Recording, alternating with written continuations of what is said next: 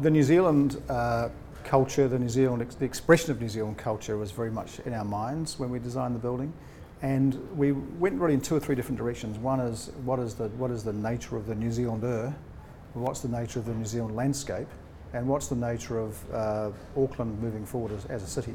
And they all sort of align around informality and openness.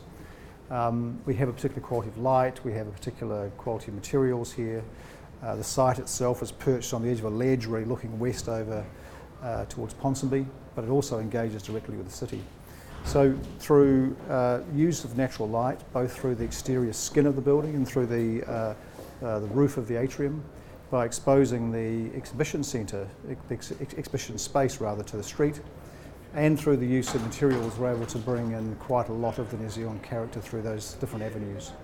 One of the essential characteristics of the building that we really wanted to capture was that it would have a day and night life.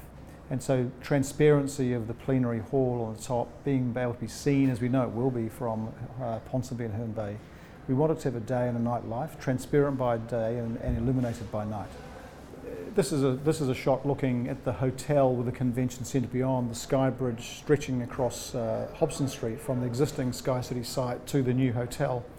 So the bridge is almost like an umbilical cord which stretches from the existing site to the new hotel. I think the design itself is fundamentally different from every other convention centre in the world for 2 fundamental reasons. One is that the centre itself is very urban, it's in the centre of the city.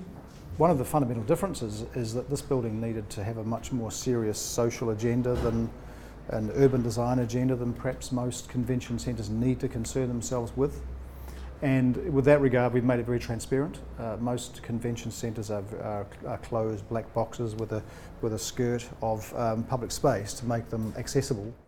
Well, I think one of the unique components of this particular building, unlike any other convention centre I've ever been to, is Sky City's agenda for the precinct at a larger scale. And by that I mean access to laneway, access to Hobson Street, Nelson Street, the ability to interact. Whether or not you're involved directly in the convention centre activity, you'll be able to interact with the building itself.